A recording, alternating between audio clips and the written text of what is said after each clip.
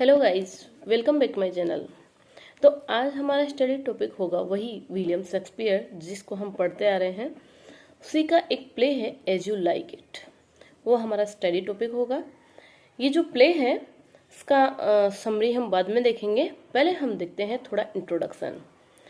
As you like it is a pastoral comedy by William Shakespeare, believed to have been written in 1599 and first published in the first folio in 1623.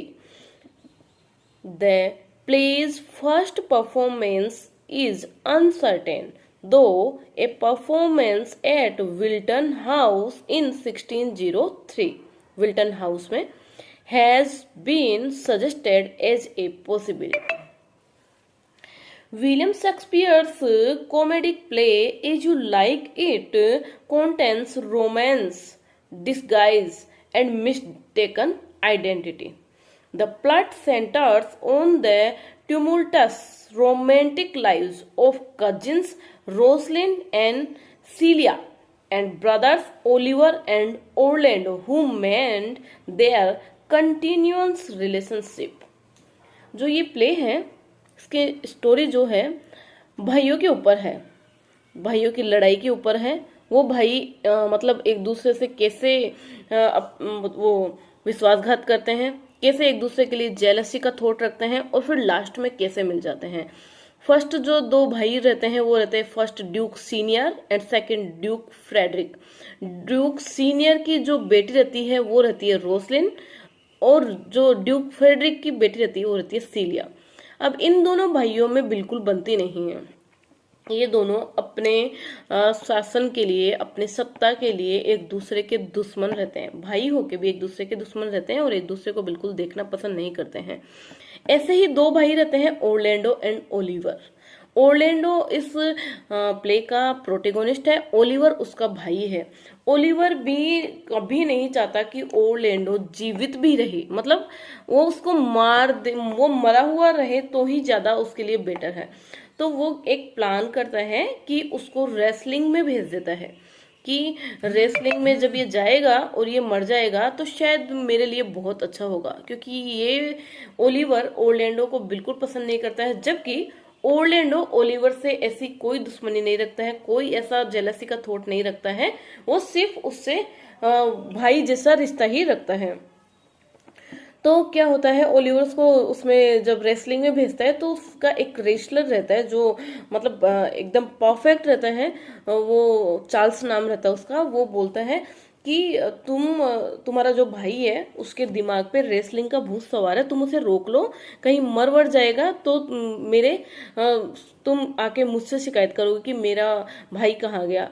तो Oliver तो चाहता ही ये है कि wrestling में जाए और मर जाए, तो वो बोलता है अरे ऐसा नहीं है, मेरा जो भाई है उसके भूत सवार रेसलिंग का नहीं है, उसके तो दिमाग में ये चढ़ा हुआ है कि तुम जैसे परफेक्ट आदमी को वो कैसे हराए, और वो मतलब इंतजार कर रहा है उस दिन का जिस दिन वो तुम्हें हराएगा।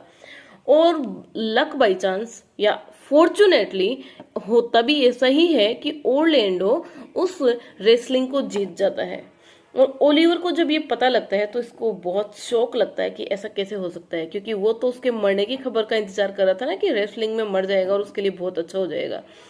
फिर सेकंड पार्ट होता है रोजलिन और सीलिया का। रोजलिन जो रहती है अपने चाचा के ड्यूक फ्रेडरिक के पास रहती है, लेकिन ड्यूक फ्रेडरिक इसको अपने फादर के पास जाने के लिए बोल देता है। तो ये दोनों क्या करती है, सीलिया भी इसी के साथ जाना चाहती है। ये दोनों भेस बदल के जाती है। तो भेस बदल के जाती है तो एक जंगल से होके जाती है। जंगल के अंदर उसको दो आदमी मिलते हैं जो शेफर्ड रहते हैं, गडरिए, जिसका नाम सिल्वियस एंड कोरिन नाम रहता है उनका। उनको एक कोटेज मांगती है कि हमें एक रहने के लिए कोटेज दे दी जाए ताकि हम आराम से यहाँ पे रहने लग जाए। तो रोजलिन और सीलिया वहां पे रहते रहते हैं। अब जो ओरलैंडो रहता है तो उसको पता लगता है कि मेरा भाई ही मेरे साथ ऐसा करना चाह रहा है, तो वो क्या करता है, वो भी उस जंगल में चला जाता है। अब ये रोजलिन एंड सीलिया अपने जो फादर ड्यूक सीनियर को ढूंढने के लिए जाती है। कि हमारे फादर को ढूंढ के हम उनके पास चले जाएंगे, क्योंकि ड्यूक फ्रेडरिक के पास उनको पूरा सेफ्टी फील नहीं होती है और वो भी उसको वहां रहना पसंद नहीं करते। तो ड्यूक फ्रेडरिक को ये भी लगता है कि यार मैंने भेजा तो रोजलिन का था, मेरी बेटी और चली गई है। फिर वो किसी आदमी को पीछे पीछे भेजता है कि तुम जाओ देखो मेरी बेटी कहाँ गई है। तो ओरलैंडो भी जंगल में रहता है, रोजलिन और सीलिया भी जंगल में रहती है। अब ये दोनों भेस बदले हुए रहते हैं। अब जो ये ओरलैंडो रहता है जंगल में जाता रहता है तो वो कविता लिखते हुए जाता है। तो रोजलिन समझ जाती है कि ये कौन लिख रहा है। रोजलिन उसकी कविता को समझ जाती है कि ये ओरलैंडो ही है। ओरलैंडो को ढूंढते ढूंढते वो ओरलैंडो को पा ही लेती है और फिर बाद में उसके साथ में वहां पे रहने लग जाती है। अभी जो ओलिवर क्या होता है, ओलिवर भी उस ओरलैंडो को ढूंढते ढूंढते जंगल में आता है। तो उस पे एक शेरनी ने वो आक्रमण कर देता होता है। तो शेरनी से बचने के लिए वो खूब कोशिश करता है लेकिन बच नहीं पाता है। तो ओरलैंडो वहां पे आता है और उसको उस शेरनी से बचाता है, लेकिन ओरलैंडो उसको बचाते बचाते घायल हो जाता है। ओलिवर ये चीज सोच के बहुत ऐसे अपने आप को गिल्ट फील करता है कि देखो मैं मेरे इस भाई को मारना चाहता, जो मुझे आज मौत के मुंह से निकाल के लाया है, जो मुझे बचाया है, खुद की जान की परवाह ना करते हुए मुझे बचाया है। तो उसको बहुत गिल्ट फील होता है, वो अपने आप के अंदर सॉरी फील करता है। फिर उसके बाद में ओलिवर बोलता है कि रोजलिन और सीलिया एक कॉटेज में रहती है, तुम जाओ और उनको बताओ कि ऐसा ऐसा हो गया है, और तुम ये रुमाल लेके जाओ जिसपे वो अपना खून लगा देता है, और बोलना कि ओलिवर का वो घायल हो गया है वहां पे, और तुम जाके वहां पे ये सब बता के आओ। तो ओलिवर वहां पे जाता है, जाके उनको ये सब बताता है, रोजलिन और सीलिया को बताता है। तो ओलिवर को सीलिया पसंद आ जाती है। तो ओलिवर ओरलैंडो के पास आके बोलता है कि मुझे सीलिया बहुत पसंद आ गई है, मैं उससे शादी करना चाहता हूँ। ओरलैंडो बोलता है चलो ये तो अच्छी बात है, पसंद आ गई है तो मैं तुम्हारी इस शादी के लिए साथ दूंगा। फिर रोजलिन और सीलिया भी ओरलैंडो को देखने के लिए आ जाती है, क्योंकि रोजलिन जो रहती है वो ओरलैंडो के प्यार में रहती है। तो उसकी घायल की बात सुन के तो वो आ ही जाती है और उसको देखती है कि वो कैसी उसकी स्थिति देखने के लिए। फिर आके वो उससे मिलती है। दोनों ओलिवर, ओरलैंडो, रोजलिन, सीलिया आपस में पूछ खबर करते हैं। उसके बाद में जो ये ड्यूक सीनियर है उसके पास ये चारों चले जाते हैं। उसके बाद में ओलिवर की सीलिया के साथ, ओरलैंडो की रोजलिन के साथ शादी हो जाती है। फिर इनका एक और भाई रहता है जिसका इसमें नाम बताया नहीं गया है, एक भाई और रहता है ओरलैंडो ओलिवर का। वो आके बताता है कि जो ड्यूक फ्रेडरिक है वो ड्यूक सीनियर पे आक्रमण करना चाहता है, और इसी थॉट को लेके वो आक्रमण के लिए रवाना हो गया है। फिर ड्यूक फ्रेडरिक को एक साधु मिलता है। साधु के मिलने से उसके विचार इतने चेंज हो जाते हैं कि वो अपना राजपाट, सत्ता, सब कुछ ड्यूक सीनियर को दे देता है।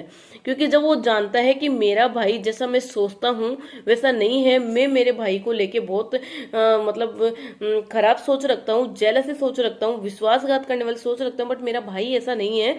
तो वो अपने सारा सत्ता उसको दे देता है, अपनी बेटी को भी उसको ही सौंप देता है, और फिर वो वहां से चला जाता है। ऐसे करके इस प्ले की हैप्पी एंडिंग होती है। तो दोस्तों ये थी इसकी स्टोरी, जो आशा करती हूँ आपको बहुत अच्छे समझ में आई होगी। मैंने ट्राई की है बहुत अच्छे समझाने की। बहुत अच्छी कहानी है, बहुत इंटरेस्टिंग कहानी है और इम्पोर्टेंट भी है। ओके, आज तक के लिए धन्यवाद।